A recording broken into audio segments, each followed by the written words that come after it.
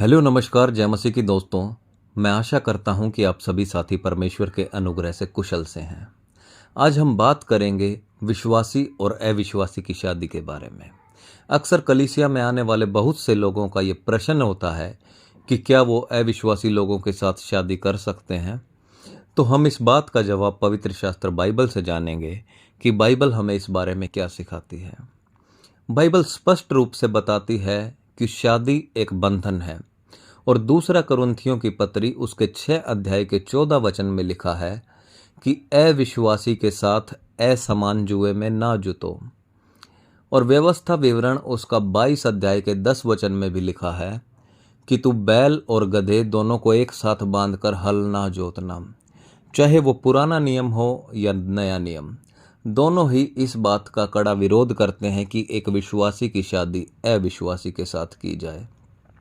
अगर पुराने नियम के अंदर हम एजरा की पुस्तक उसका 9 अध्याय के 1 से 6 वचन में पढ़ते हैं तो वहां पर लिखा है, जब ये काम हो चुके तब हाकिम मेरे पास आकर कहने लगे, ना तो इजरायली लोग, न याजक, न लेविय इस ओर के देश के लोगों से अलग हुए हैं, वरन उनके से अर्थात कनानियों, हित्तियों, परिजियों, यबूसियों, अमोनियों, मोआबियों, मिस्रियों और एमोरियों के से घिनौने काम करते हैं, क्योंकि उन्होंने उनकी बेटियों में से अपने और अपने बेटों के लिए स्त्रियां कर ली हैं और पवित्र वंश इस ओर के देशों के लोगों में मिल गया है। वरन हाकिम और सरदार इस विश्वासघात में मुख्य हुए हैं। यह बात सुनकर मैंने अपने वस्त्र और बागे को फाड़ा और अपने सिर और दाढ़ी के बाल नोचे और विस्मित होकर बैठा रहा। तब जितने लोग इज़राइल के परमेश्वर के वचन सुनकर बंधुआई से आए हुए लोगों के विश्वासघात के कारण थरथराते थे, सब मेरे पास इकट्ठे हुए और मैं सांझ की भेंट के समय तक विस्मित होकर बैठा रहा। परंतु सांझ की भेंट के समय मैं वस्त्र और बागा फाड़े हुए उपवास की दशा में उठा, फिर घुटनों के बल झुका और अपने हाथ अपने परमेश्वर यहोवा की ओर फैलाकर कहा, हे मेरे परमेश्वर, मुझे तेरी ओर अपना मुंह उठाते लाज आती है, और हे मेरे परमेश्वर, मेरा मुंह काला है, क्योंकि हम लोगों के अधर्म के काम हमारे सिर पर बढ़ गए हैं और हमारा दोष बढ़ते बढ़ते आकाश तक पहुंचा है। ऐसा परमेश्वर के वचन में लिखा है। यहाँ तक कि एक विधवा जब उसका पति मर जाए तो बाइबल बताती है कि वो आज़ाद है, जिससे वो चाहे उससे वो शादी कर सकती है, लेकिन वो भी प्रभु में होना चाहिए। उसे भी इजाज़त नहीं है, अगर वो विश्वासी विधवा है उसे इजाज़त नहीं है कि वो बाहर जाकर किसी अविश्वासी से विवाह करे। पहला कुरिन्थियों की पत्री उसके 7 अध्याय के 39 वचन में हम इस बात को देख सकते हैं। कई बार होता है कि हमारे पेरेंट्स हमें इस बात के लिए बाध्य करते हैं कि हम अविश्वासियों में शादी करें, लेकिन उस समय हमें अपने पेरेंट्स से बढ़कर प्रभु की आज्ञा माननी ज़रूरी है, क्योंकि प्रभु का वचन हमें स्पष्ट रूप से ये हिदायत देता है कि एक विश्वासी को अविश्वासी से शादी नहीं करनी चाहिए। अगर आप ऑलरेडी किसी अविश्वासी के साथ प्रेम संबंध में आगे बढ़ रहे हैं तो आपको वहीं पर अपने रिश्ते को रोकना चाहिए और बाहर आकर उसका वेट करना चाहिए कि वो मन फिराए और प्रभु के साथ अपने जीवन को आगे बढ़ाए।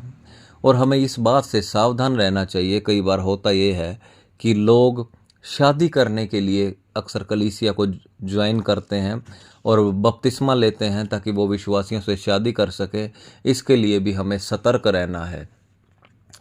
कई बार ऐसा होता है कि जब विश्वासी लोग अविश्वासी से शादी कर लेते हैं तो शादी के बाद जो अविश्वासी लड़का है या लड़की है वो विश्वास कर लेते हैं और प्रभु के साथ चलना शुरू करते हैं। लेकिन इन बातों के आधार पर हम अपने निर्णय नहीं ले सकते, क्योंकि बाइबल हमें स्पष्ट रूप से बताती है। जब हम पहली कुरिन्थियों की पत्री उसके 7 अध्याय के 16 वचन को पढ़ते हैं, क्योंकि हे स्त्री, क्या तू जानती है कि तू अपने पति का उद्धार करा लेगी, और हे पुरुष, क्या तू जानता है कि तू अपनी पत्नी का उद्धार करा लेगा। हम इस बात को लेकर श्योर नहीं हैं कि शादी के बाद ज़रूरी है, निश्चय है कि वो प्रभु को स्वीकार कर लेगा या कर लेगी, इसीलिए हम ऐसा रिस्क नहीं ले सकते और हम वही काम करें जो परमेश्वर का वचन हमें करने के लिए इजाज़त देता है। और कलीसियाओं के अंदर ये अक्सर एक बड़ी समस्या बनी रहती है, क्योंकि जो लोग गैर मसीह पृष्ठभूमि से आते हैं उनको विश्वासी पार्टनर मिलना कई बार एक बड़ा चैलेंज हो जाता है कि उन्हें विश्वासी लड़के या लड़की नहीं मिल पाते। और हमारे इंडिया के अंदर खासकर कास्टिज़म भी एक प्रॉब्लम है, क्योंकि जो लोग कलीसिया के अंदर आते हैं वो विश्वास करने के बाद भी ऐसा बोलते हैं कि उनको उन्हीं की कास्ट में लड़का चाहिए या लड़की चाहिए।